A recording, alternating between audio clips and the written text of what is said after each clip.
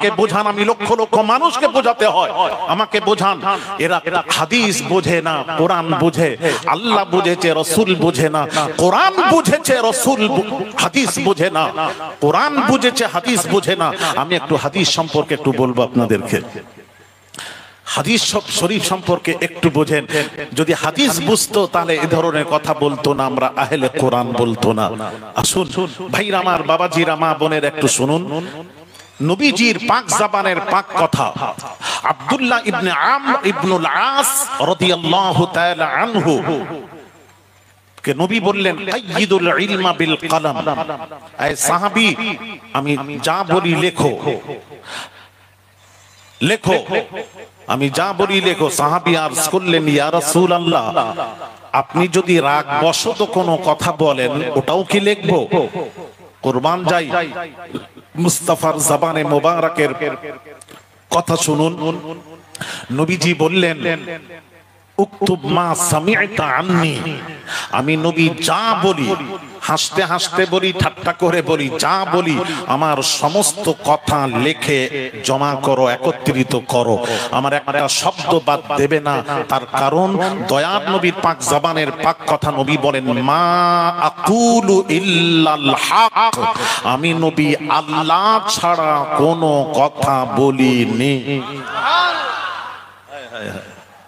নবী বোঝেন, হ্যাঁ, কোরআন বুঝলে কত মুসলমান কোরআন বোঝে, আহলে কোরআন হাদিস বোঝে না। বোঝাচ্ছি, নবী বলছেন আমি আল্লাহ ছাড়া কোনো কথা বলিনি। আচ্ছা, এটা তো হাদিস। হাদিসের উপরের কিতাবে যাই কুরআনুম মাজিদ। কুরআনুম মাজিদ কি বলছে, আমাদের কি বার্তা দিচ্ছে একটু শুনুন। আল্লাহ পাক নবীর সম্পর্কে বলেন, ওয়ামা ইয়ানতিকু আনিল হাওয়া।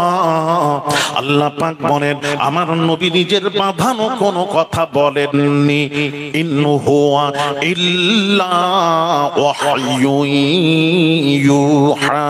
আমার নবী যা বলেন সব ওহী, সব হলো আমি আল্লাহ আমার কথা। জোরে জোরে বলুন। আল্লাহ বলছেন নবীর সম্পর্কে, আল্লাহ বলছেন আমার বন্ধু আমার হাবিব যা বলেন নিজের মন গড়া কথা বলেননি, সব ওহী ছাড়া কোনো কথা বলেননি। যা বলেন সব আমি আল্লাহ আমার কথা। আচ্ছা, এটাকে মিলান। নবীজি বসে আছেন, দয়ার নবী রাহমাতুল লিল আলামিন বসে আছেন। এমন সময় প্রশ্নকারী নবীকে প্রশ্ন করলো, এই মুহাম্মদ সাল্লাল্লাহু আলাইহি সাল্লাম, মুহাম্মদ বলুন, চাঁদ বাড়ে কেন, কমে কেন, পূর্ণিমায় পরিণত হয়, অমাবস্যায় পরিণত হয়, এটা হয় কেন? নবীকে প্রশ্ন শুনে দিল। নবীজি বসে আছেন, অপেক্ষা করছেন, আল্লাহর কসম উত্তর দিচ্ছেন না। কোরআনের সাথে নবীর কথার সাথে মিলান, যে নবী যে বললেন আমি আল্লাহ ছাড়া কোনো কথা বলিনি, আল্লাহ বলছেন আমার নবী ওহী ছাড়া কোনো কথা বলেননি। এটার একটু প্রমাণ দিয়ে দিই, আরো প্রমাণ দিই। নবীজির উত্তর দিচ্ছেন না, ওহীর অপেক্ষা করছেন, কখন জিবরিল আমিন ওহী নিয়ে আসবেন, আল্লাহর মেসেজ নিয়ে আসবেন, ওহীর অপেক্ষা করছেন। ভাইয়ের আমার, বাবাজিরা, মা বোনেরা, সাথে সাথে আল্লাহর তরফ থেকে ওহী নাযিল হয়ে গেল। আল্লাহ পাক বলেন, জিবরিল আমিন নবীজির কাছে হাজির হলেন। হাজির হয়ে বলেন, ইয়াসআলুনাকা আনিল আহিল্লাহ। হে নবী, আপনাকে চাঁদ সম্পর্কে প্রশ্ন করা হয়েছে। যারা প্রশ্ন করেছে, প্রশ্নকারীর প্রশ্নের উত্তরটা দিয়ে দিন। কুল হিয়া মাওয়াকি লিন্নাস।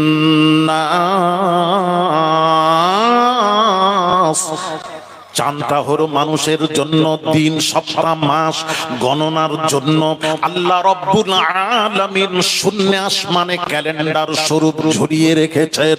জোরে বলেন না সুবহানাল্লাহ।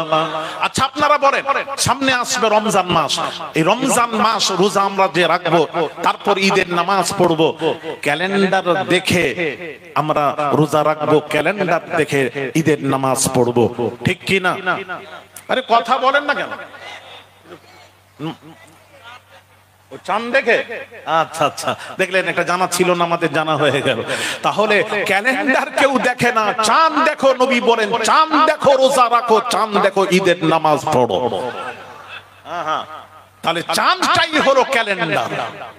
চাঁদ থেকে পৃথিবীতে ক্যালেন্ডার তৈরি হয়েছে, ওহী নাযিল হলো, ওহী হতে তারপর নবী উত্তর দিলেন, তার আগে নয়। দয়ার নবী রাহমাতুল লিল আলামিন বসে আছেন, প্রশ্নকারী প্রশ্ন করলো, আচ্ছা বলুন তো দেখি, মদ এবং জুয়া সম্পর্কে শরীয়তের বিধান কি জানতে চাই।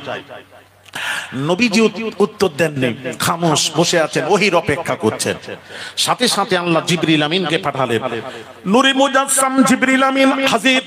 ইয়াসআলুনাকা আনিল খামরি ওয়াল মাইসির, হে নবী আপনাকে মদ এবং জুয়া সম্পর্কে প্রশ্ন করা হয়েছে। যারা প্রশ্ন করেছে প্রশ্নকারীর প্রশ্নের উত্তরটা দিয়ে দিন। কুল ফীহিমা ইসমুন কাবীরু ওয়া মানাফিউ লিন-নাস,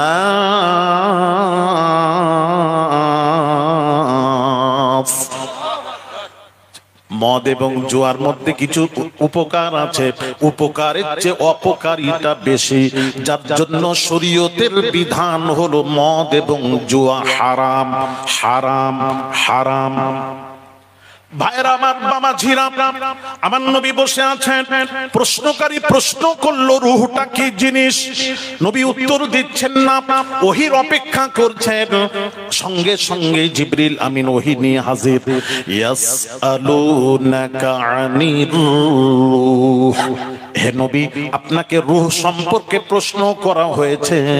যারা প্রশ্ন করেছে প্রশ্নকারীর প্রশ্নের উত্তরটা দিয়ে দিন। কুলির রূহ মিন আমরি রব্বি, রূহটা হলো আল্লাহর হুকুম ব্যতীত অন্য কিছু নয়। ভাইরা আমার, বাবা জিরা, যাক আমি বলতে যাচ্ছি, পুরো নবী কোন কথা আল্লাহ ছাড়া কোনো কথা বলেননি, যা বলেছেন সব ওহী, সব হলো আল্লাহর কথা। আল্লাহও বলছেন আমার নবী যা বলেন সব আমার কথা। এই জন্য কোরআন হলো, কোরআনে যা আছে কোরআন হলো আল্লাহর বাণী, হাদিস শরীফ রাসূল পাক সাল্লাল্লাহু আলাইহি ওয়াসাল্লামের বাণী। বাণী দুই কথা এক, বাণী দুই কথা এক। কোরআনে যা আছে আল্লাহর কথা, হাদিস শরীফে যা আছে আল্লাহর কথা, কথা এক বাণী দুই, কথা এক বাণী দুই। ভালো করে বোঝার চেষ্টা করুন, আকীদা ঠিক করে এখান থেকে যাবেন।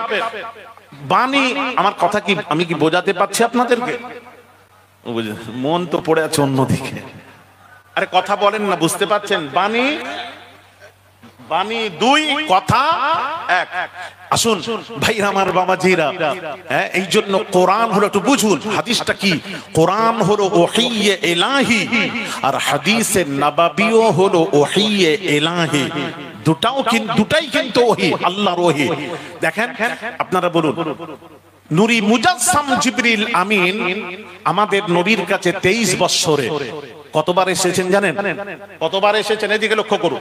নূরি মুজাসসাম জিবরিল আমিন অন্য নবীদের কাছে 1000 বছরে, 1200 বছর বয়সে কতবার? কারোকে 30 বার, 40 বার, 50, 100, 200, 300, 400 উপরে নয়, সেও হাজার হাজার বছরে। আর আমার আপনার নবী, দয়ার নবী রাহমাতুল লিল আলামিনের কাছে নূরি মুজাসসাম জিবরিল আমিন 23 বছরে 24,000 বার এসেছিলেন। কোন কোন রিওয়ায়াতে 27,000 বারেরও কথা উল্লেখ আছে, আমি ওটাকে বাদ দিলাম, নিম্নটা ধরলাম 24,000। 24,000 বার এসেছেন 23 বছরে। 23 বছরে এত কোন নবীর কাছে জিবরিল আমিন আসেননি। ওই তো বলে দিলাম 300 থেকে 400 এর উপরে নয়। আর আমাদের নবীর কাছে 23 বছরে 24,000 বার। এইবার যখন জিবরিল আমিন নবীর কাছে আসতেন, কোরআন নিয়ে আসতেন, ওহী নিয়ে আসতেন। কোরআন একবার আসাতে নিম্নে 3 আয়াত নাজিল হতো। হিসেব করে দেখা গেল 2222 বার জিবরিল আমিন নবীর কাছে আসাতে 2222 বার নবীজির কাছে জিবরিল আমিন আসাতে 30 পারা কোরআন নাজিল হয়ে গেল। 30 পারা কোরআন নাজিল হয়ে, আমি সব অঙ্ক বলে যাচ্ছি, শোনেন, 30 পারা কোরআন নাজিল হয়ে গেল। এখন 24,000-এর মধ্যে এদিকে লক্ষ্য করুন, 24,000-এর মধ্যে রয়ে গেল কত? 2222 বাদ দিলে রয়ে গেল 21,778। 21,778। তাহলে আমার প্রশ্ন একটু আমাকে বলেন না আপনারা, তাহলে 2000 কোরআন নাযিল হয়ে গেল জিবরিলের সাথে নবীর কাছে। এবার 21,000 নূরি মুজাসসাম জিবরিল আমিন আমার নবীর কাছে এসেছিলেন কি করতে? মুখ দেখতে এসেছিলেন? মুখ দেখতে এসেছিলেন না, হাদিসে নববী নিয়ে এসেছিলেন। এই জন্য হাদিসে নববীও হলো ওহীয়ে ইলাহি, কোরআনও ওহীয়ে ইলাহি। কোরআন যা আছে আল্লাহর কথা, হাদিসে যা আছে আল্লাহর কথা। কথা এক, কথা এক, বাণী দুই। তাহলে কেউ যদি বলে আমি রাসূলকে মানব না, যদি বলে রাসূলকে মানব না, হাদিস মানি না, কোরআন মানি, তাহলে হাদিস যদি না মানেন, হাদিসটাও আল্লাহর ওহী, হাদিসেও কথা যা আছে আল্লাহর কথা। কোন মুসলমান যদি বলে হাদিস মানব না, কোরআন মানব আমরা আহলে কোরআন, তাহলে সাথে সাথে সে বেঈমান হবে, কাফের হবে। বোঝাতে পারছি না বোধহয়? সে কি হবে? বেঈমান হবে, কাফের হবে, ঈমান থাকবে না, থাকবে না, থাকবে না। তাহলে আমি যেটা বোঝাতে চাচ্ছিলাম, ব্যাখ্যা ভুল হচ্ছে, আমি তখন একটা একটা করে ধরলাম। আপনারা বলছেন আহলে কোরআন, কোরআন আহলে কোরআন, ঠিক আছে বলুন। আপনারা নামাজ পড়েন? বলে হ্যাঁ পড়ি। আমি কোথায় লেখা আছে কোরআনে নামাজ? বলে জানেন না? আমি জানি না বই তো জিজ্ঞেস করছি। বলে কোরআনে দেখেন 82 জায়গায় আল্লাহ বলেছেন আকিমুস সালাহ। আমি বলেছি এখানে মানে কি? আকিমুস সালাহর অর্থ হলো নামাজ কায়েম কর। কায়েমের কথা এসেছে, কিভাবে কায়েম করব প্র্যাকটিক্যাল কোরআনে কোথায় আছে দেখান। 30 পারা কোরআনে আমরা যেভাবে নামাজ পড়ছি, কোন মৌলবি যদি দেখিয়ে দেয় আমি আপনার দলে চলে যাব, একটু দেখিয়ে দেবে। 30 পারা কোরআনে প্র্যাকটিক্যাল যেভাবে আমরা নামাজ পড়ছি কোরআনে নেই। তখন আল্লাহর বান্দা আল্লাহকে জিজ্ঞেস করছেন, আল্লাহকে প্রশ্ন করলেন, আল্লাহ তুমি নামাজ কায়েম করতে বললে, কিভাবে কায়েম করব তা তো বললে না আল্লাহ। আমরা কিভাবে নামাজটা কায়েম করব? চলতে চলতে, না বসে বসে, না ঘুমিয়ে ঘুমিয়ে, কিভাবে কায়েম করব? আল্লাহ পাক তুমি বললে না কেন? তুমি যখন কায়েম করার কথা বললে পুরো কথাটা বলা দরকার ছিল। আল্লাহ বলছেন সব যদি বলে দিতাম আমার নবীর দরবারে যাওয়া তো তোরা ছেড়ে দিবি, যার জন্য বাকিটা আমার রাসূলের জন্য রেখে দিয়েছি। আমি রাসূলের জন্য রেখেছি। যা রাসূলের কাছে যা, চলে যা। ভালো করে শুনেন বাবাজিরা, ছেলেরা, আকীদা ঠিক করে যাবে। যা আমার নবীর কাছে যা। সব নবীর কাছে দ্বারস্থ হলো, গিয়ে হাজির হয়ে বলছে ইয়া রাসূলুল্লাহ, আল্লাহ কোরআনে নামাজ কায়েম করার কথা বলেছেন, কিভাবে কায়েম করব? 30 পারা কোরআনে কোথাও নেই, কিভাবে কায়েম করব? আল্লাহ নবী বলছেন আল্লাহ যদি সব বলে দিতেন আমার প্রয়োজন তোরা মনে করতিস না, বাকিটা আল্লাহ আমি রাসূল আমার জন্য রেখে দিয়েছেন। তাহলে ইয়া রাসূলুল্লাহ, তাহলে নামাজটা কিভাবে পড়ব? নবীজি বলছেন এই শোন সাহাবীরা, নামাজ কিভাবে পড়বে কোনো মাদ্রাসায় যেতে হবে না, তোদের শিখতে হবে না, কোনো মাদ্রাসায় যাবে না। আমি রাসূল কি বলছি শুনুন, সাল্লু কামা রাআইতুমুনি উসাল্লি, নামাজ পড়ো যেভাবে রাসূলকে নামাজ পড়তে দেখো। আমি রাসূলকে যেভাবে নামাজ পড়তে দেখো সেইভাবে নামাজ পড়ো। নবীর সোজা হয়ে দাঁড়ানোটা কিয়াম হয়ে যায়, নবীর ঝুঁকাটা রুকু হয়ে যায়, মাথা মোবারকটা জমিনে রাখবেন সুজুদ হয়ে যায়, আরামে বসাটা বৈঠক হয়ে যায়, বৈঠক হয়ে যায়।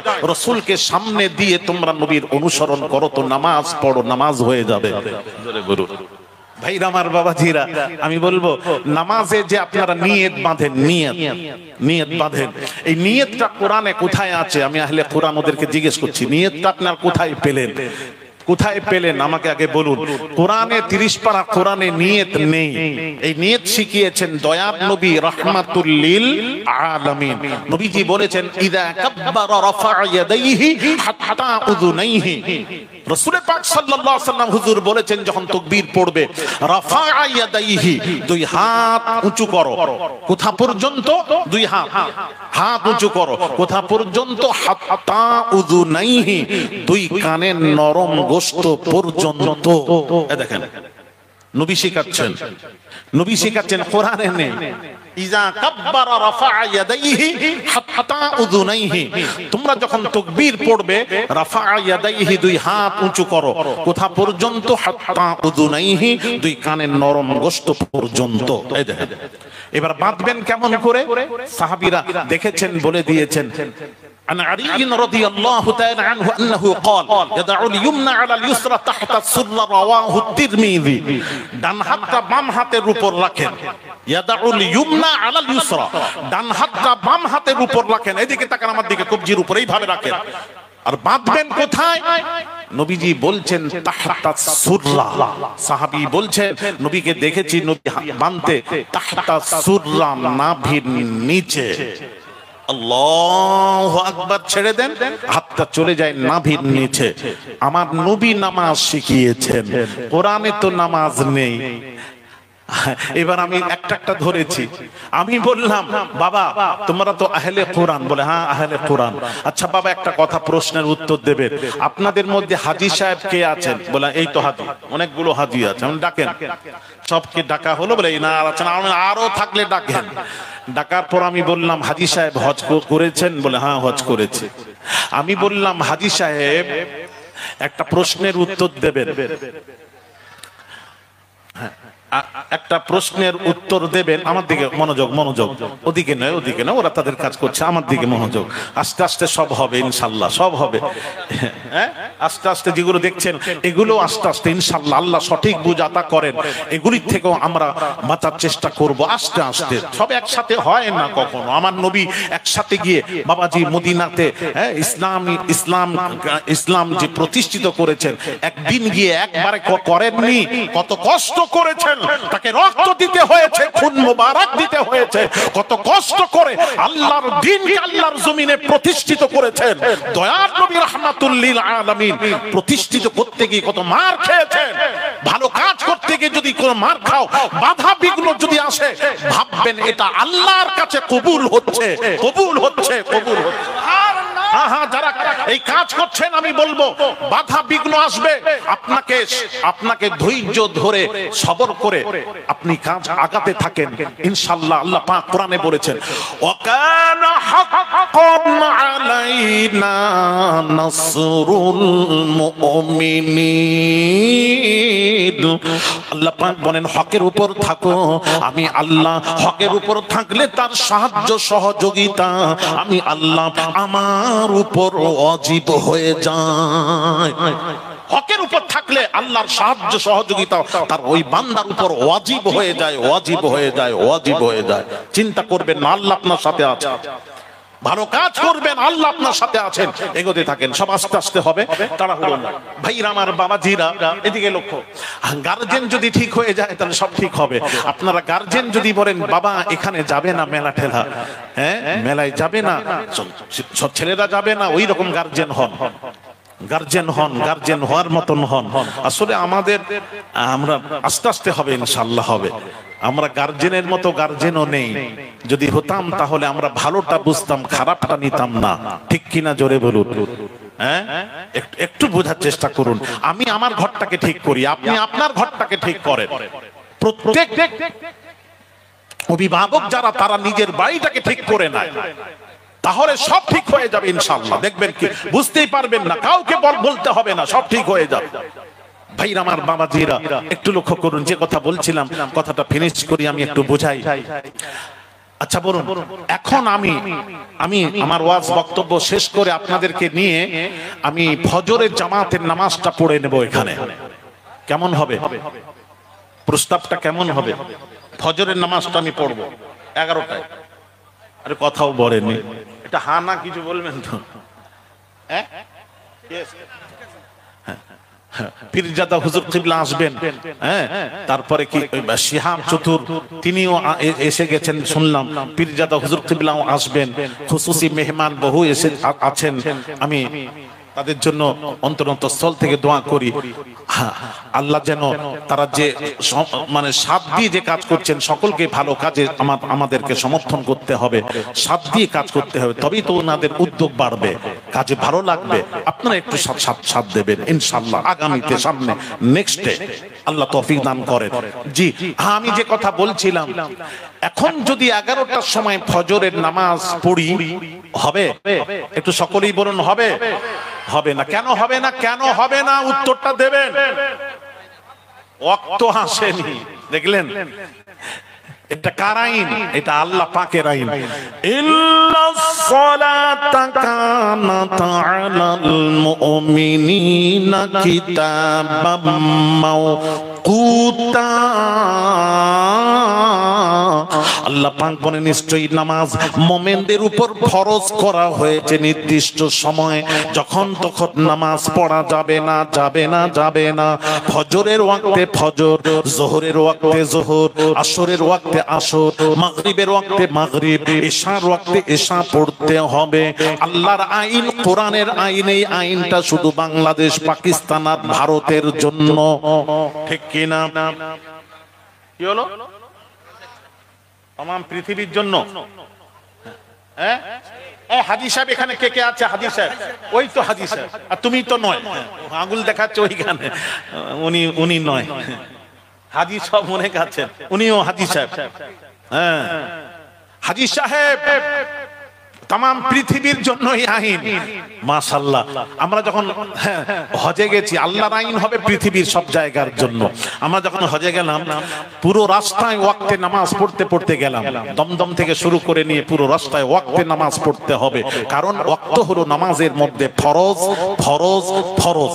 ফরজ ছাড়লে নামাজ হয় না। তবে মা বোনেদের একটা ভুল করে থাকেন। মা বোনেরা ফজরের উযু টুজু করে আগে ঘুম থেকে উঠে তাহাজ্জুদ পড়ে চুপ করে বসে থাকে, ফজরের আজান হয়নি, আজানের অপেক্ষা করে, আজান না হলে ফজরের নিয়ত তার মা বোনেরা করে না। আমি মা বোনেদের উদ্দেশ্যে বলবো, মা বোনেরা, নামাজের জন্য আজান শর্ত নয়, নামাজের জন্য আজান শর্ত নয়। আজান হলো নামাজের ডাক, আজান হলো নামাজের ডাক। নামাজের শর্ত আজান নয়, নামাজের শর্ত হলো ওয়াক্ত হওয়া। আমি মা বোনেদের উদ্দেশ্যে বলবো, ওয়াক্ত তো আগে হয়ে যায় আর মসজিদে আজান হয় দেরি করে। তাহলে ওয়াক্ত যদি এসে যায়, মা বোনেরা নামাজ পড়ে নিতে পারেন, আজানের দিকে লক্ষ্য করার দরকার নেই। আমি আশা করি বোঝাতে পেরেছি। আজান দেখবেন না, ওয়াক্ত হলে নামাজ পড়তে পারবেন। মা বোনেদের উদ্দেশ্যে বলছি। ভাইরা আমার, বাবাজিরা, আমরা যখন হজে গেলাম, হজকে গেলাম, ভাইরা আমার, জিদ্দায় নেমে ওয়াক্তে নামাজ পড়লাম। জিদ্দা থেকে মদিনা শরীফে নিয়ে যাওয়া হলো। মদিনা শরীফে, হারাম শরীফে বাবা, মসজিদুন নববীতে ওয়াক্তে ফজরের ওয়াক্তে ফজর, যোহরের ওয়াক্তে যোহর, আসরের ওয়াক্তে আসর, মাগরিবের ওয়াক্তে মাগরিব, ইশার ওয়াক্তে ইশা পড়লাম। ওখান থেকে বাবা রাস্তায় মদিনায়, মক্কায় এলাম, রাস্তায় ওয়াক্তে নামাজ পড়লাম। মক্কা শরীফে এসে বাবাজি ওয়াক্তে হারামে, হারামাত শরীফে ওয়াক্তে নামাজ পড়লাম। এইবার মিনাতে নিয়ে যাবে হজের সময় 7ই জিলহিজ্জা। বাবাজি ইশার নামাজ পড়ে, বাবাজি ইশার নামাজ পড়ে সমস্ত হাজীদেরকে মিনাতে নিয়ে যাওয়া হয়, মিনাতে নিয়ে যাওয়া হয়। মিনাতে গিয়ে 8ই জিলহিজ্জা ফজরের ওয়াক্তে ফজর, একটু মনোযোগ দেবে, যোহরের ওয়াক্তে যোহর, আসরের ওয়াক্তে আসর, মাগরিবের ওয়াক্তে মাগরিব, ইশার ওয়াক্তে ইশা পড়বে। ইমাম হানাফি মাযহাব মোতাবেক, হানাফি মাসলাক মোতাবেক আপনাকে 9ই জিলহিজ্জা ওই মিনাতে ফজরের নামাজ পড়ে আরাফার ময়দানে যাবেন। আরাফার ময়দানে যখন যাবেন, আরাফার ময়দানে গিয়ে যোহরের ওয়াক্তে তাঁবুতে আজান দিয়ে আমরা যোহরের ওয়াক্তে যোহরের নামাজ পড়েছি। শুনবেন ভালো করে, হাজী সাহেবরা যোহরের ওয়াক্তে যোহরের নামাজ পড়েছি। আচ্ছা বাবাজি, আসরের ওয়াক্তে আজান দিয়ে আমরা তাঁবুতে আসরের ওয়াক্তে আসরের নামাজ বা জামাত পড়লাম। এইবার মাগরিবের নামাজটা আরাফার ময়দানে হাজী সাহেব পড়েছিলেন। পড়েননি? কোথায় পড়েছিলেন? দেখেন একটু, মুজদালিফায়। ওটা মাগরিবের ওয়াক্তে পড়েছিলে তো? এশার ওয়াক্তে বলছে মুজদালিফা গিয়ে এশার ওয়াক্তে পড়েছে। ওটা কোন আইন? কেন পড়লে? কোরআন বলছে ওয়াক্ত ছাড়া নামাজ হবে না। তাহলে আরাফার ময়দানে মাগরিবের ওয়াক্তে না পড়ে ওই মাগরিবের নামাজটা মুজদালিফায় এশার ওয়াক্তে কেন পড়লেন? কোরআনের খেলাফ কাজ করলেন কেন? কেন কেন? উত্তর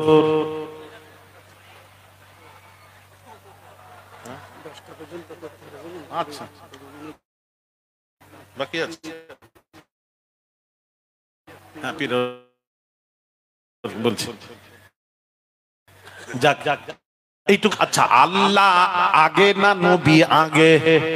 এক কথা বলেন, কোরআন আগে না হাদিস আগে? তাহলে কোরআন আগে। কোরআন বলছে ইন্নাস সালাতা কানাত আলাল মুমিনিনা কিতাবাম মাওকুতা, নিশ্চয়ই নামাজ মুমিনদের উপর ফরজ করা হয়েছে নির্দিষ্ট সময়। কোরআন যখন বলে দিয়েছে আমরা আর কোথাও যাব না, কোরআন যা বলছে মানতে হবে। তাহলে এখানে রাসূল করেছেন, রাসূল করেছেন, ভালো করে বুঝুন। আমি তাকে জিজ্ঞেস করলাম আহলে কোরআনকে, ওখানে মাগরিবের ওয়াক্তে মাগরিব পড়লেন না কেন? উত্তর দিতে হবে। তখন তারা বলল, আহলে কোরআনরা বলল রাসূল পড়েননি তাই পড়িনি। আমি বললাম এক্ষুনি তো তোমরা বললে আমরা কোরআন মানি হাদিস মানি না, আবার এখন বলছো রাসূল করেননি তাই আমরাও করিনি। আবার রাসূলের কাছে গেলে কেন? রাসূলের কাছে গেলে কেন? বদমাইশি। তাহলে রাসূল ছাড়া আল্লাহ মানা যাবে না। ঈমান সম্পূর্ণ পরিপূর্ণ ঈমান আনতে গেলে লা ইলাহা ইল্লাল্লাহ মুহাম্মাদুর রাসূলুল্লাহ, আপনাকে আল্লাহর সাথে রাসূলকে মানতে হবে। আল্লাহ কি করলেন? তাওহীদের সাথে রিসালাতকে জুড়িয়ে দিয়ে ঈমান পরিপূর্ণ করে দিলেন। ওয়া রাফা'না লাকা যিকরাক, এই আয়াতের ব্যাখ্যায় ইমাম ইবনু আতার দুইটি কওল, অনেক ব্যাখ্যা আছে, আমি আর ব্যাখ্যা করতে পরপর সবাই আসবেন। আমি আমার 10টা পর্যন্ত সময়, আমি বিদায় নেব। নেওয়ার আগে আমি আপনাদেরকে বলবো তাহলে কোরআনও মানতে হবে, হাদিসও মানতে হবে, আল্লাহ মানতে হবে, রাসূলও মানতে, কথা বলেন না, রাসূলও মানতে হবে। এইবার জানান এক শ্রেণী আছে আল্লাহ মানে রাসূল মানে, ওলি মানে না, ওলি মানে না। ইনাদের সম্পর্কে আলী আসগর সাহেব আপনার বক্তব্য শুনতে চাই, চলুন এর বক্তব্য শুনেন। এক শ্রেণী আছে আল্লাহ মানে রাসূল মানে, ওলি মানে না, ওলি মানে না। এরা কেমন জানেন? এরা কেমন জানেন? ঠিক এই রকম ছেলে বলছে আব্বু তোমার আদেশ পালন করব, তবে মায়ের আদেশ পালন করব না আব্বু। তো বাপ বলছে বেটা ঠিক আছে, মায়ের আদেশ পালন করতে হবে না, আমার আদেশ পালন করবি তো? জি হ্যাঁ, আপনার আদেশ পালন করব আব্বু, আপনি যা বলবেন শুনবো, তবে মায়ের আদেশ পালন করব না। তখন বাপ বলছে বেটা আমার আদেশ হলো তুই তোর মায়ের আদেশ পালন কর, এটাই আমার আদেশ। ছেলে বলছে না আব্বু তোমার করব, মায়ের করব না, মায়ের করব না। এটা কেমন হলো? আরে কথা বলেন, বুঝতে পারছেন নি বোধহয়? আবার বলছি, মনোযোগ বোধ এই পাশে নেই। ছেলে বলছে আব্বু তুমি যা বলবে শুনবো, তোমার আদেশ পালন করব, তবে মায়ের আদেশ পালন করব না। তো ছেলে বলছে, তখন বাপ বলছে বেটা আমার আদেশ যদি পালন করিস, আমার আদেশ হলো তুই তোর মায়ের আদেশ পালন কর, এটাই তোর বাপের আদেশ। ছেলে বলছে না আব্বু মায়ের করব না, তোমার করব। তাহলে ছেলে বাপকেও মানলো না, এর কথাও বলেনি, বাপকেও মানলো না, কথা বলো না বাবা মোহাম্মদ, মাকেও মানলো না।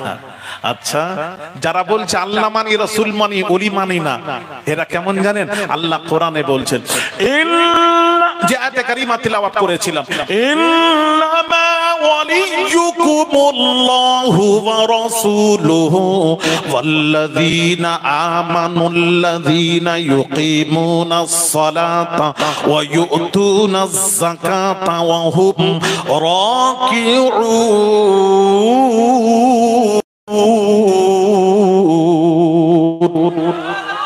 আল্লাহ পাক কোরআন পাকে ঘোষণা করেন, ইন বান্দারে ইন্নামা ওয়ালিয়ুকুমুল্লাহ, ওরে বান্দারে আমি আল্লাহ তোদের ওলি, আমি বান্দাদের ওলি, আমি তোদের ওলি। ওয়া রাসূলুহু, আল্লাহ বলছেন রাসূলও হলেন তোদের ওলি। ওয়াল্লাযীনা আমানু, ঈমানদার যারা কামেল মুমিন তারাও হলো আল্লাহর ওলি। আলা উলিয়া আল্লাহ, আল্লাহর ওলিরাও আল্লাহর ওলি। তাহলে তিন শ্রেণীর ওলি। ভালো করে শোনো, তিন শ্রেণীর ওলি, আল্লাহ ওলি, রাসূল ওলি, ওলিরাও আল্লাহর ওলি।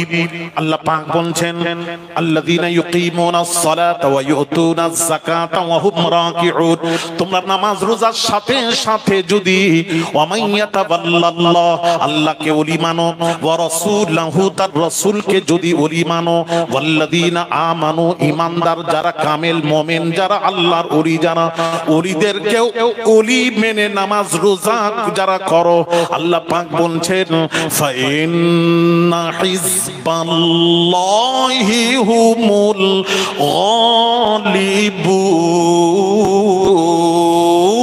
গালিবুন। আল্লাহ পাক বলেন এই দলটির নাম, আল্লাহ বলেন হিজবুল্লাহ, আমি আল্লাহ আমার দল। জোরে বলুন।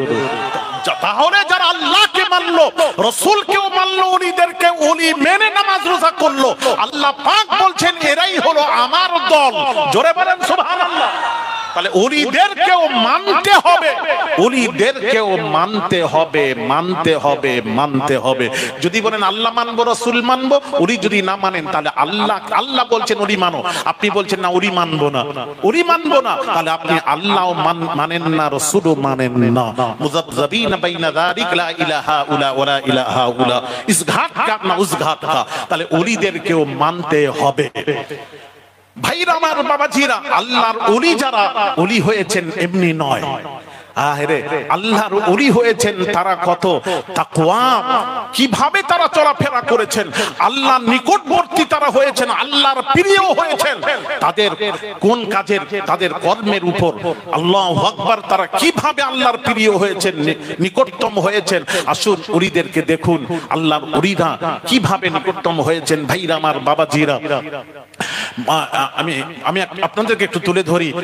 ইব্রাহিম ইবনে আদহাম, বলখের বাদশাহ, মহলে, বিশাল মহলে আরাম করছেন, চতুর্পাশে পাহারাদার পাহারা দিচ্ছে, বাদশার ঘুমে ডিস্টার্ব না হয়, কেউ ডিস্টার্ব দিতে পারবে না।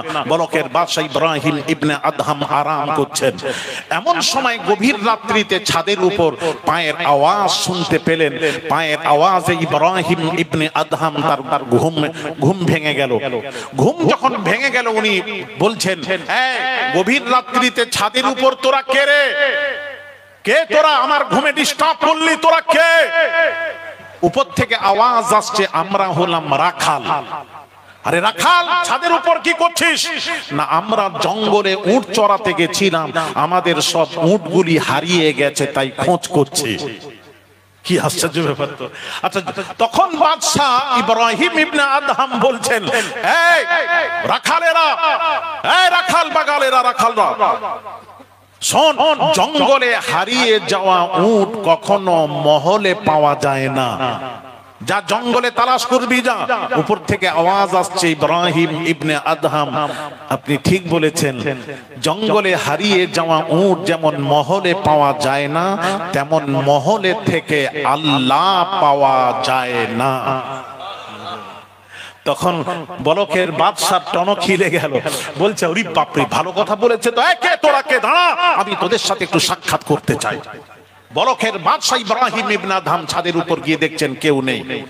টেনশন বেড়ে গেল বাদশার। মন্ত্রী বলল, বাদশাহ, এইভাবে টেনশন করা যাবে না, চলুন একটু শিকারে বের হই।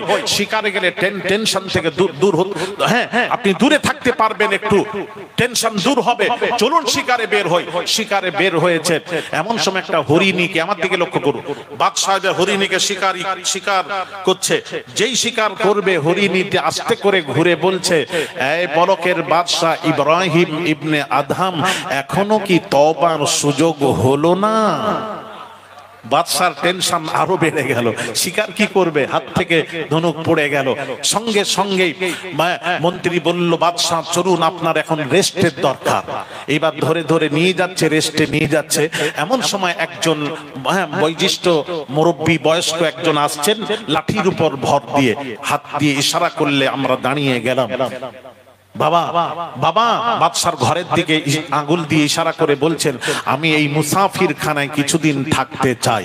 যেই বলেছে, মন্ত্রী রেগে বলছে, এটা মুসাফির খানা নয়, এটা হলো বালাখানা। কি খানা? বালাখানা। বালাখানা এখানে কে থাকে? বলকের বাদশাহ বলছেন আমি সেই ইব্রাহিম ইবনে আদহাম, আমি বালাখানায় আমি থাকি। বাপরে কি অহংকার, গরম কি! আচ্ছা এর আগে কে ছিল? নামার ছেলে, আমার বাপ, তার আগে আমার দাদু, আমি আছি, আমার পর ছেলে। তখন ওই বয়স্ক লাঠির উপর ভর দিয়ে যিনি দাঁড়িয়েছিলেন তিনি বলছেন বাদশাহ, যেখানে মানুষ হামেশা থাকে না সেটা কখনো বালাখানা হতে পারে না, সেটাই হয় মুসাফিরখানা। হায় হায়, বাদশা আরো টনক খিলে যায়, ঘুম হারাম হয়ে যায়। তখন বলকের বাদশা ইব্রাহিম ইবনে আদহাম দুনিয়াকে তালাক দিলেন। দুনিয়াকে তালাক দিলেন। হুব্বুদ দুনিয়ার মুহাব্বত ছাড়েন। আল্লাহর ওলিরা দুনিয়ার মুহাব্বত ছেড়ে ওলি হয়েছে। এত সোজা নয়, পাগলামো নয়। আপনি ওলি হতে চান, ওলিকে ভালোবাসতে চান, ওলির অনুসরণ অনুকরণ করতে হবে আপনাকে। ভাইরা আমার, বাবাজিরা, আল্লাহর ওলি ইব্রাহিম ইবনে আদহাম তখন দুনিয়া তালাক দিয়ে বের হয়ে গেলেন জঙ্গলে। জঙ্গলে গিয়ে ইবাদত করছেন, ইবাদত করছেন, ইবাদত করছেন, ইবাদত করছেন। দীর্ঘদিন ইবাদত করার পর একদিন বরকের বাদশা ইব্রাহিম ইবনে আদহাম একটা সমুদ্রের কিনারায় চুপ করে বসে বসে ছেঁড়া কম্বল সেলাই করছেন। বর্তমান যে বাদশা ছিল খবর সংবাদ পেয়ে ছুটে গেছেন, গিয়ে বলছেন আপনার অনেক নাম শুনেছি বরকের বাদশা ইব্রাহিম ইবনে আদহাম, আপনি এত বড় বাদশা হয়ে, আপনি এত বড় রাজত্ব ছেড়ে আপনি এখন ছেঁড়া কম্বল সেলাই করছেন, কি পেলেন আপনি রাজত্ব ছেড়ে? এত বড় বাদশা হাত ছেড়ে কি পেয়েছেন? তখন বরকের বাদশা, ভালো করে লক্ষ্য করো, মনোযোগ দাও বাবা, আমি বিদায় নেব। সেলাই করতে করতে ওই ছুঁচটাকে, বাবাজি সুতো পরানো ছুঁচটাকে সমুদ্রে ফেলে দিলেন। ফেলে দিয়ে বললেন, বর্তমান বাদশাকে বলছেন, ইব্রাহিম ইবনে আদহাম বলছেন, এই বাদশা আমার ছুঁচটাকে তুলে নিয়ে এসো। বর্তমান বাদশা ডুবুরি দিকে ডাকলেন, যাও ছুঁচটাকে তুলে নিয়ে এসো। ডুবুরি ডুবে উঠে বলছেন, বাদশা ওই সমুদ্রে ফেলে দেওয়া ছুঁচ তোলা সম্ভব নয়, সম্ভব নয়, সম্ভব নয়। তখন ইব্রাহিম ইবনে আদহাম বলছেন, বাদশাহ তুমি, বর্তমান বাদশাকে লক্ষ্য করে বলছেন, তুমি বাদশাহী করছো, একটা ছুঁচ তোলার ক্ষমতা তোমার নেই, এই বাদশাহী করছো। আমি বাদশাহাত ছেড়ে দিয়ে জঙ্গলে গিয়ে কি পেয়েছি দেখবে? তোমার দৌড় যেখানে শেষ হয় আমার ওখান থেকে শুরু হয়, আমার শুরু হয়। এবার বলার পর বরকের বাদশা ইব্রাহিম ইবনে আদহাম সমুদ্রের মাছকে বলছেন, এই মাছ ছুঁচ গুলোকে তুলে নিয়ে আয়। যে যার মাছ ডুব মারলো, ছুঁচ মুখে করে নিয়ে ভেসে উঠলো। বরকের বাদশা বলছেন, ওই ছুঁচ নয়, ওই সোনা চাঁদির ছুঁচ ওগুলো নয়, আমি যেটা সুতো পরানো যে ছুঁচটা ফেলেছি ওটা তুলে নিয়ে আয়। একটা বড় মাছ ডুব মারলো, সাথে সাথেই ওই পরানো সুতো পরানো সেই ছুঁচটা, যে ছুঁচ দিয়ে সেলাই করছিলেন, ওই ছুঁচটা মুখে নিয়ে ভেসে উঠলে ইব্রাহিম ইবনে আদহাম মুখ থেকে নিয়ে বর্তমান বাদশাকে দিয়ে বলছেন, এটাই সেই ছুঁচ যেটা ফেললাম? বলে হ্যাঁ, এটাই সেই ছুঁচ। জোরে বলুন নারে তাকবীর, নারে তাকবীর। মান কানা লিল্লাহি কানা আল্লাহু লাহু, যে আল্লাহর হয়ে যায় আল্লাহ তার হয়ে।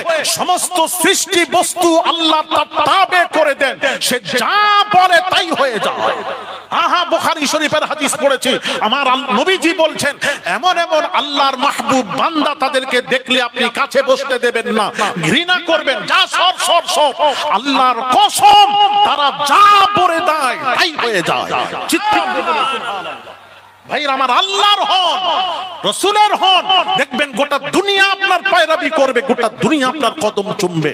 ওলিরা তাই করেছেন, আমরাও তাদের অনুসরণ অনুকরণ করব। আমাদেরকেও নামাজ কাজা করা যাবে না। ইব্রাহিম ইবনে আদহাম বলকের বাদশা এত বড় আল্লাহর ওলি হয়েছেন, মানে এখান থেকে গেছেন কোথায়? বলকে বাবাজি কাবাতে যাচ্ছেন, কাবার জিয়ারতে বের হলেন ঘর থেকে, একটা পা বাড়াচ্ছেন, 2 রাকাত নফল নামাজ পড়লেন। আবার একটা পা বাড়ালেন 2 রাকাত নফল নামাজ, আবার একটা পা বাড়ালেন 2 রাকাত নফল নামাজ। এই পড়তে পড়তে কাবাতে পৌঁছতে 13 বছর লেগেছিল। পৌঁছে গিয়ে ওখানে দেখছেন কাবার নিজের জায়গায় কাবা নেই। চোখ ঘষছেন আমি কি দেখছি, এমন সময় আওয়াজ আসছে, ইলহাম হচ্ছে সামনের দিকে যাও। সামনের দিকে গিয়ে দেখছেন এক মহিলা, বৃদ্ধা মহিলা বসে আছেন, তার চতুর্পাশে কাবা তওয়াফ করছে। জোরে বলেন না সুবহানাল্লাহ। হ্যাঁ, উনি কে? উনি হলেন হযরত রাবিয়া বসরি।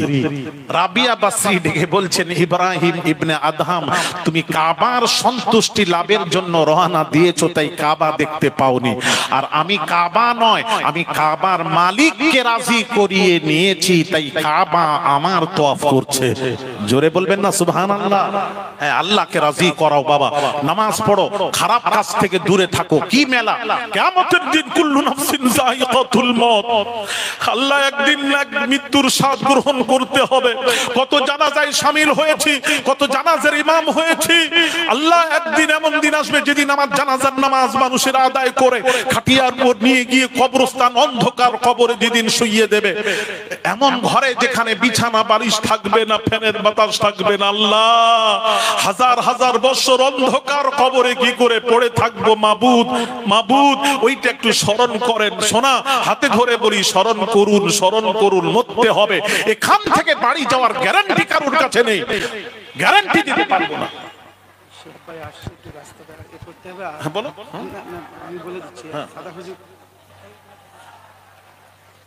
ভাই আমার বাবাজিরা, হ্যালো ভাই, আমাদের আকাঙ্ক্ষিত যিনি ভারতবর্ষের জমিন থেকে পায়ে হেঁটে আল্লাহর কাবা বাইতুল্লাহ শরীফে রওনা দিয়েছিলেন, এই মুহূর্তে তিনি আমাদের মাঝে উপস্থিত হয়েছেন। সকলে একটু তাকবীর দেন। নারে তাকবীর, নারে তাকবীর।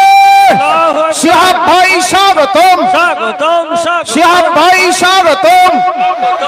নারে তাকবীর। আল্লাহু আকবার। বসেন বসেন বসেন।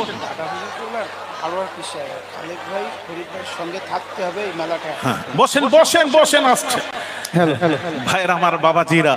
হ্যাঁ, বসেন বসেন। শিহাব সাহেব পায়ে হেঁটে যখন হজে গেছিলেন, হ্যাঁ, তখন অনেক ফতোয়া বের হয়েছিল। কেউ বলছে চলবে না, চলবে না, চলবে না। ফতোয়া চলবে না কেন? আপনি যেভাবে যেতে পারেন, এখানে কোনো শর্ত নেই। আপনি যে প্লেনেই যাবেন, আগে তো হেঁটেই হেঁটে মানুষ আসতো। আদম আলা, আরে বস ভাই, লাইট গুলো আছে, লাইট গুলো ছেড়ে বসবেন, লাইট গুলো সামনে চলে আসবেন না। আদম আলা নবিয়িনা আলাইহিস সালাতু ওয়াস সালাম, আপনারা জানেন হিন্দুস্তান থেকে হেঁটে হেঁটে হজ পাকে গেছেন। হেঁটে গেছেন হজ পাকে, 10 বার হেঁটে গেছেন। আদম নবী গেছেন। শিহাব চত্র যিনি হেঁটে কাবা তওয়াফ করেছেন, মক্কায় হজ পাকে গেছিলেন, ওটা আদম নবীর সুন্নাহ জিন্দা করেছেন। আদম নবীর সুন্নাহ জিন্দা করেছেন। উনি প্র্যাকটিস করে তারপর গেছেন, মানে রাস্তায় নেমেছেন। তারপর ফতোয়াবাজি করবেন না, টপ করে না জেনে ফতোয়া দেওয়া সম্ভব নয়। আল্লাহ তার হজকে কবুল করেন। জোরে বলি আমিন, আরো জোরে বলি আমিন, আমিন। হুজুর আল্লাহর ওলি, তার অনুকরণ করবেন, তাকে ভালোবাসবেন। সে যেভাবে আল্লাহর প্রিয় হয়েছে, আপনিও সেইভাবে ইবাদত করে আল্লাহর প্রিয় হন। হ্যাঁ, ফুরফুরার পীর মুজাদ্দিদুজ জামান যেভাবে, এরা কি করবে, ভেঙে দেবেন। এই সামনে কারেন্টের তার আছে, কারেন্টের তার, একটু সরে বসো। কারেন্টের তারগুলো একটু ছেড়ে বসো। দুর্ঘটনা ঘটতে পারে, এরকম করো না বাবা। আসছে, যে যেখানে আসেন ওই অবস্থায় বসে যান, অবস্থায় থাকেন। আসছে বাবা, আসছে, আপনার খুশুসি মেহমান আসছে।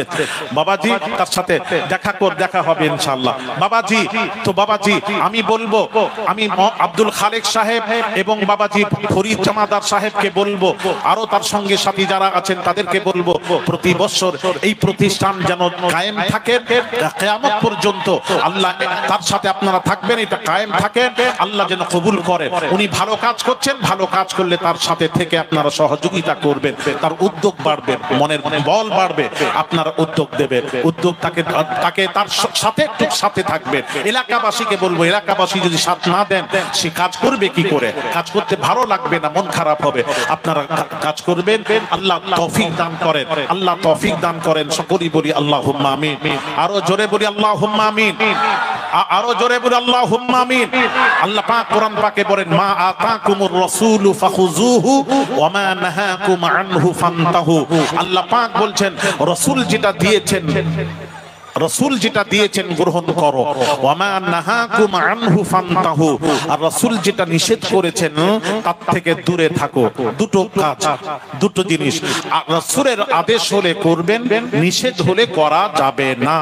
তবে মেলা টেলা মুসলমান যেটা রাসূল যেটা নিষেধ করেছেন সেই কাজ করবেন না। আমি অনুরোধ করব, যদি রাসূলের শাফাত পেতে চান কিয়ামতের দিন, কিয়ামতের দিন ওমিয়া হই হই কিসের হই হই, কিয়ামতের দিন রাসূলের শাফাত পেতে চাও তাহলে সেই রাসূলের অনুসরণ অনুকরণ করো যে নবী কিয়ামতের দিন নবী চিন্তা করছেন, হায় আমার উম্মতের কি হবে, উম্মতের চিন্তা করছেন।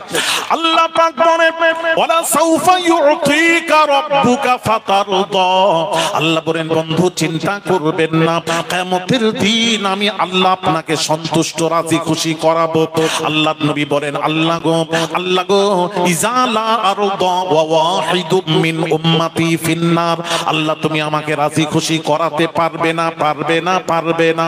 আমার একটা ওয়াহিদুম মিন উম্মতি ফিন্নার, একটা উম্মত যদি জাহান্নামে থাকে আল্লাহ তুমি আমাকে রাজি খুশি করাতে পারবে না।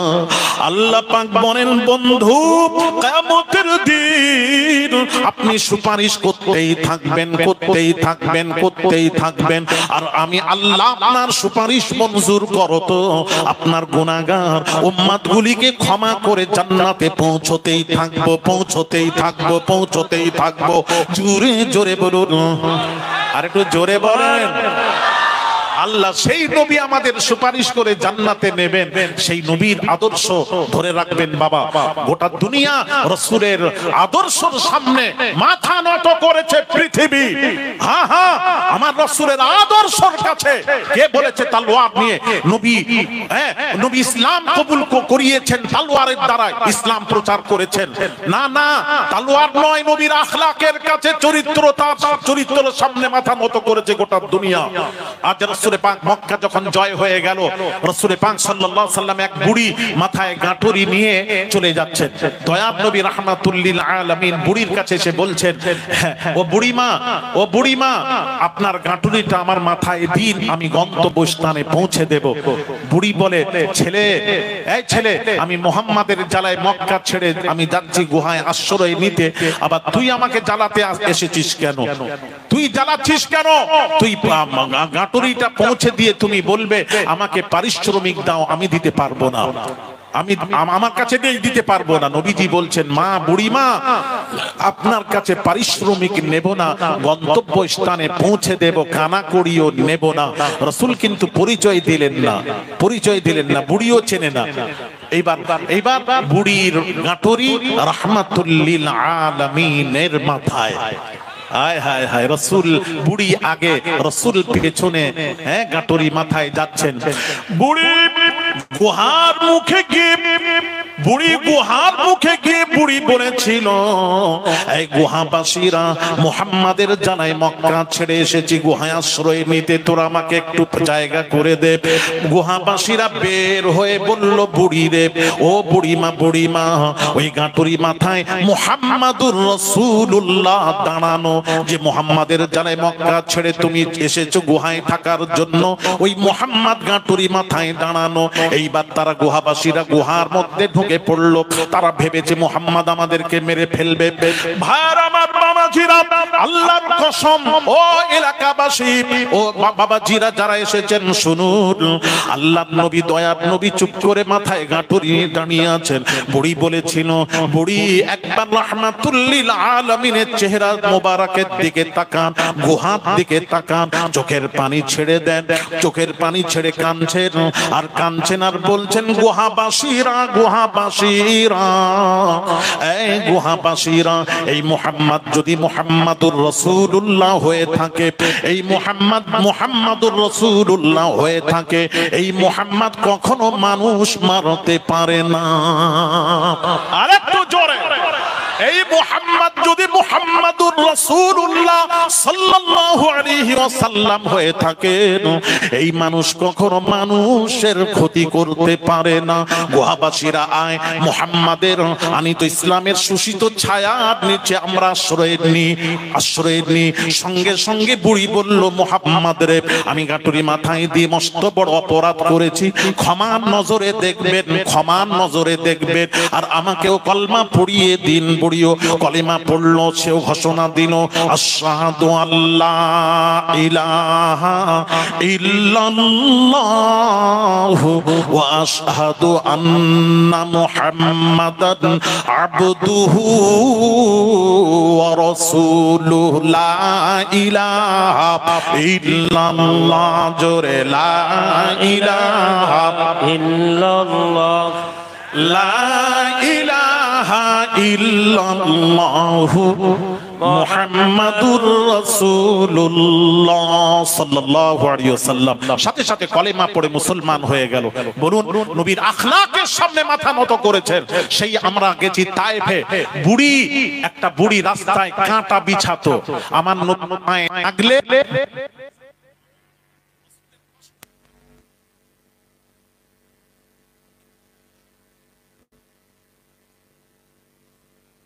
দিন যাচ্ছেন, কাঁটা দেখতে পেলেন না। নবীজি হযরত মুহাম্মদ সাল্লাল্লাহু আলাইহি সাল্লাম চিন্তা করলেন, বুড়ি বোধহয় অসুস্থ, তাই আজকে কাঁটা বিছাতে পারে না। নবীজি দয়ার নবী, রাহমাতুল লিল আলামিন, ভালো করে বুঝুন, আলাম এক বচন, আলামিন বহু বচন, চার আলমের আল্লাহ তাকে রহমত স্বরূপ দুনিয়ায় প্রেরণ করেছেন।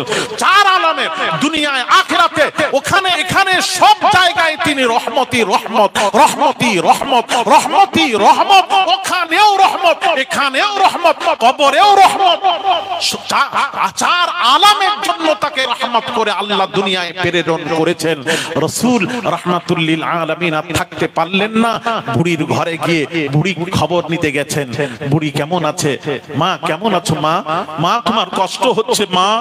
আহারে রাসূল, বাবাজি রাসূল তার খোঁজ নেবার জন্য গেছেন, বুড়ি চোখের পানি ছেড়ে, হায়রে, যে মুহাম্মদকে আমি এত কষ্ট দিয়েছি, ওই মুহাম্মদ আমার খবর নেওয়ার জন্য আমার বাড়িতে হাজির। জোরে বলুন সুবহানাল্লাহ। এই আখলাক দেখে দেখে দেখে দেখে দেখে দেখে তারা ইসলাম কবুল করেছিল। আমি বলবো মুসলমান, এই জাতির আমাদের আখলাক দেখে গোটা দুনিয়া মাথা নত করবে। আজ আমাদের এই অবস্থা কেন মুসলমান? এই অবস্থা কারণ হচ্ছে আমরা আসলে কি হয়েছি জানেন? আমরা আর কি বলবো, একটা গল্প মনে পড়লো আমার, হ্যাঁ, উনি না আসা পর্যন্ত আমি একটা গল্প মনে পড়লো। গল্পটা হলো, বাবাজি একজন শিকারী একটা বাঘের বাচ্চাকে শিকার করে নিয়ে এসেছে, হ্যাঁ, বাঘের বাচ্চাকে শিকার করে নিয়ে এসেছে। নিয়ে এসে তার ভেড়া ছিল, ভেড়া, বহু ভেড়া ছিল, ভেড়ার দলে বাঘটাকে ছেড়ে দিয়েছে। ছেড়ে দিতে বাঘটা ভেড়ার দলে মানুষ হচ্ছে, মানুষ হচ্ছে, বড় হচ্ছে, বড় হচ্ছে। এমন সময় ওই জঙ্গলে একটা বাঘ শের ওই বাচ্চাটাকে, বাঘটাকে দেখছে, ভেড়ার দলে ঘুরে বেড়াচ্ছে। ওই বাঘ চিন্তা করছে, হায় রে, বাঘ ভেড়ার দলে ঘোরাঘুরি করছে কেন রে বাবা? ভেড়া বাঘকে দেখে ভয়ে পালাবে, আর সেই বাঘ ভেড়ার দলে ঘুরে বেড়াচ্ছে, এর মধ্যে নিশ্চয়ই কোনো রহস্য লুকিয়ে আছে। এই রহস্যটা জানার জন্য ওই হালুম করে ঝাঁপ মারলো, ভেড়ার দলে ঝাঁপ মেরে, ভেড়ার মাঝে ঝাঁপ মেরে বাঘটাকে গালে করে তুলে নিয়ে গিয়ে তাকে বোঝাচ্ছে, তুই বাঘ হয়ে ভেড়ার দলে কেন? সে বলছে, না আমি ভেড়া। বলে, না তুই বাঘ, না আমি ভেড়া। কোন রকম বোঝাতে পারছে না। এই তুই বাঘ, বলে না আমি ভেড়া। কোন রকম বোঝাতে পারছে না। কুয়ার কাছে নিয়ে গেছে, একটা কূপের কাছে নিয়ে গিয়ে বলে, দেখ তোর মুখ আমার মুখ, তোর থাবা আমার থাবা এক। বলে, তা তো এক, তাহলে তুই বাঘ, তুই ভেড়া নয়। হালুম করে গর্জন দিয়ে ঝাঁপিয়ে পড়বো, তোকে দেখে ভয়ে তারা পালিয়ে রাস্তা পাবে না। আজ মুসলমান এই জাতি আমরা ভেড়ার সাথে মিশে মিশে ভেড়া হয়ে গেছি। আমাদের চাল চলন, উঠা বসা, তাহজিব তামাদ্দুন সব কিছু একদম চেঞ্জ হয়ে গেছে, দেখলে বোঝা যায় না মুসলমান বলে। আমি অনুরোধ করব, হাতে ধরে আওলাদে রাসূল হাতে ধরে বলছি, ফিরে আসুন, ফিরে আসুন, ফিরে আসুন। রাসূলের আখলাক, আখলাক কি হয়েছে? কি ও আবার এরকম করছে কেন? ভাইরা আমার, বাবাজিরা, খায়ের বাবাজি, এখন আপনারা যে যার জন্য অপেক্ষা করছেন, খুশুসি মেহমান, তিনি এসে হাজির। আসুন আমরা, আমি যা বললাম আমল করার চেষ্টা করবেন। নিজেকে ঠিক হন বাবা, নিজেকে ঠিক হন, চরিত্র ঠিক রাখুন, 5 ওয়াক্ত নামাজ আকীদা ঠিক রেখে নামাজ পড়ুন। সামনে আসছে রমজান মাস, রোজা রাখুন, নামাজ ছাড়বেন না মা বোনেরা, নামাজ বাদ দেবেন না, নামাজ বাদ দেবেন না, 5 ওয়াক্ত নামাজ পড়বেন, রোজা রাখবেন। আল্লাহ যেন তৌফিক। এসে গেছেন উনি, নারায়ে তাকবীর। জনাব শিহাব ভাই বলুন জিন্দাবাদ। নারায়ে তাকবীর। একটু আমি অনুরোধ করব, মায়েদের দিকটা একটু, ছেলেরা একটু সরে সরে দাঁড়ান, একটু সকলের কাছে অনুরোধ করব। হ্যাঁ, একটুখানি ভাইরা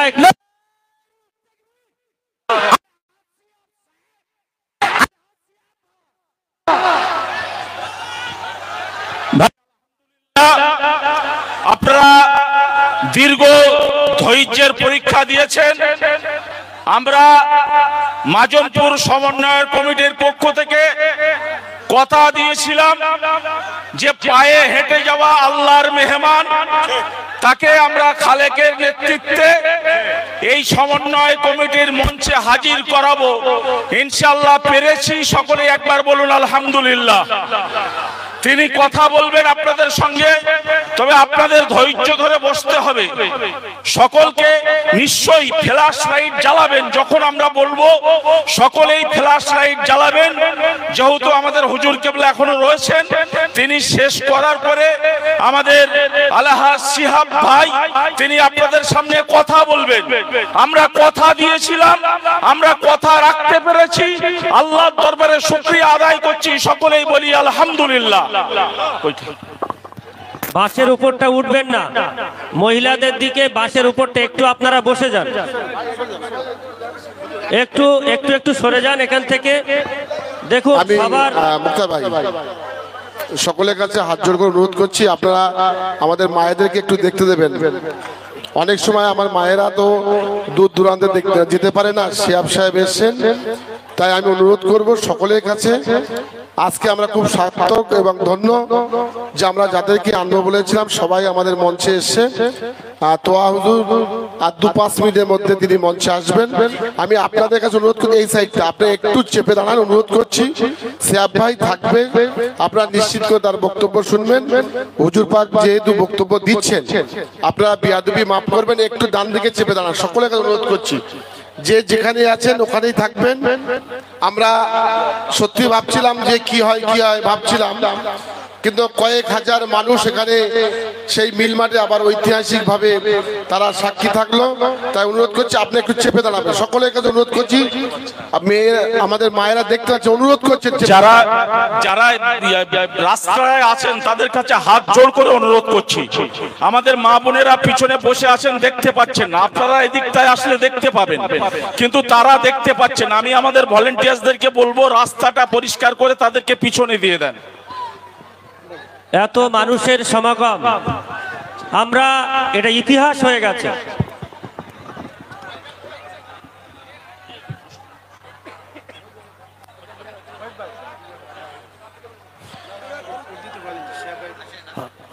আলহামদুলিল্লাহ, আজকে কত ভালো, মেলার থেকে আজকে ভালো লাগছে কিনা আপনারা বলেন। আরে হাত তোলেন না, হাত তোলেন। কি মেলা বলছেন, কত সুন্দর পরিবেশ, কোরআন হাদিসের আলোচনা, হ্যাঁ কি সুন্দর পরিবেশ। আল্লাহ এটা বেহেশতি পরিবেশ। আল্লাহ তুমি এই পরিবেশকে কবুল করো, জোরে বলি আমিন। एक आदमी ऐसे हैं जो हमारे सामने मौजूद हैं, शिहाब साहब जो जिन्होंने पैदल घर से रवाना होकर हज पाक में गए, वो हमारे सामने मौजूद हैं। हजरत आदम अला नबीना अलैहिस्सलातु वस्सलाम पैदल हज पाक में गए थे 10 मरतबा, इसलिए पैदल नबी ने जाकर वहां पहुंचा, हज किया, इसलिए उन्होंने जो काम किया नबी वाला काम किया है। अल्लाह उनकी हज को कबूल फरमाए। जोर से कहिए आमीन। अब এখন अभी पीरजादा हुजूर किबला अभी तशरीफ लाएंगे आप लोगों के सामने। अभी शिहाब साहब भी आप लोगों के सामने उर्दू ते बोलबेन, उर्दू है, उर्दू में बयान करेंगे। हम लोग तो उर्दू जानते हैं। স্টেজে উপরে যারা আছে তাদেরকে অনুরোধ করছি আপনারা বসুন, না হলে একটু সামনে থেকে চলে আসুন। স্টেজের পবিত্রতা বজায় রাখুন, সকলের কাছে অনুরোধ করছি। স্টেজের এত মানুষ থাকলে স্টেজের অবস্থা খুব ভালো নেই। আমি সকলের কাছে অনুরোধ করছি স্টেজটা ছেড়ে বসুন। অনেক অভিভাবকরা সামনে আছে, তাদের সুযোগ দিন। অনুরোধ করছি আপনারা বসুন, আপনাদের কাছে অনুরোধ করছি আপনারা একটু বসুন, স্টেজ ফাঁকা করুন। একটা থিম আছে পিছনে, আপনারা সকলের সুযোগ দিন, আপনারা স্টেজটা ছেড়ে বসুন। বাবা যা কিছু বললাম আল্লাহ যেন উভয়কে শোনার পর বেশি বেশি আমল করা তৌফিক দান করেন। ওয়া আখির দাওয়ানা আলহামদুলিল্লাহি রাব্বিল আলামিন। একটু দোয়া করি, আল্লাহুম্মা আমিন রব্বুল আলামিন। আল্লাহ বিশাল মাহফিলের আল্লাহ আমার আব্দুল খালেক সাহেব, ফরিদ সাহেব আরো তার সঙ্গে সকলেই সঙ্গী হয়ে এই মাহফিলের আয়োজন করেছেন। রব্বুল আলামিন যারা সহযোগিতা করেছেন, আল্লাহ মেলাকে উৎখাট করে মাহফিলের আয়োজন যারা করেছেন, শ্রম দিয়েছেন, কষ্ট করেছেন, টাকা পয়সা দিয়ে সহযোগিতা করেছেন। রব্বুল আলামিন পীরজাদা হুজুর কিবলা আসছেন, আল্লাহ খুসুসি মেহমানকে নিয়ে আল্লাহ যিনি খানায় কাবার মেহমান হয়ে হেঁটে হেঁটে হজ পাকে গেছেন, তাকে সামনে রেখে আমি আওলাদে রাসূল হাতখানা তুলেছি। আল্লাহ মেহেরবানি করে হাত ওঠানোকে কবুল করে আল্লাহ আমাদের সকলের জায়েজ আশাকে পুরো করে দিও মাবুদ।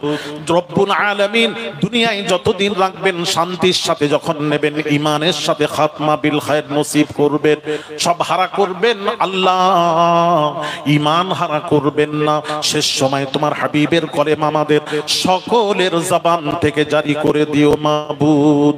সাল্লাল্লাহু তাআলা আলা খায়রি খালকিহি মুহাম্মাদিন ওয়া আলিহি ওয়া আসহাবিহি আজমাইন বিরহমাতিকা ইয়া আরহামার রাহিমিন বিহাক্কি লা ইলাহা ইল্লাল্লাহু মুহাম্মাদুর রাসূলুল্লাহ সাল্লাল্লাহু আলাইহি ওয়াসাল্লাম। নারে তাকবীর, নারে তাকবীর। হুজুর কিবলা, হুজুর কিবলা, নারে তাকবীর।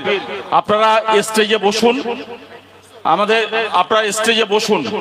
আর অযথা লোক স্টেজে যা উঠে আসছেন, আমি সিকিউরিটি যারা আছেন তাদেরকে অনুরোধ করব যে স্টেজে দয়া করে আপনারা রাগ করবেন, পরে করবেন, কিন্তু এই মুহূর্তে যদি আপনারা করেন তাহলে আমরা শিহাব ভাইয়ের কথা শুনতে পাবো না।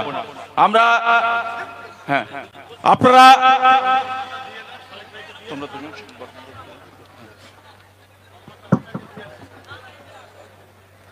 আমাদের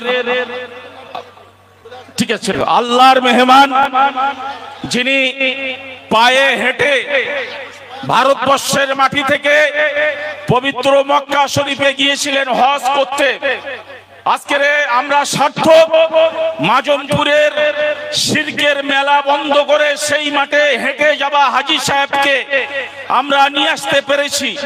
আমরা বিভিন্ন ওলিদের কারামত শুনেছি যে তারা হেঁটে হজে গিয়েছিলেন, চোখে দেখিনি, আজকে হেঁটে হজে গিয়েছিলেন, তিনি এই মঞ্চে এসেছেন। সর্বোপরি আপনাদের সামনে বলে রাখি, 1 বছর 3 মাস ধরে হেঁটে হজে গেছেন, আলহামদুলিল্লাহ একদিনও তার নামাজ কাজা হয়নি। জোরে বলুন সুবহানাল্লাহ। সেই মেহমান হাজী শিহাব ভাইকে আমাদের সমন্বয় কমিটির সভাপতি এবং আমাদের ফরিদ জমাদার দুজন মিলে আমাদের শিহাব ভাইকে সংবর্ধনা দিচ্ছেন।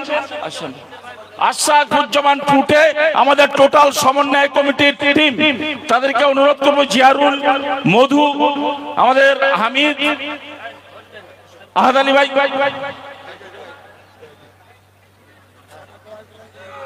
শোনেন তাকবীর দান তো একবার দেখি, আকাশ বাতাস মুখরিত করে নারে তাকবীর, নারে তাকবীর।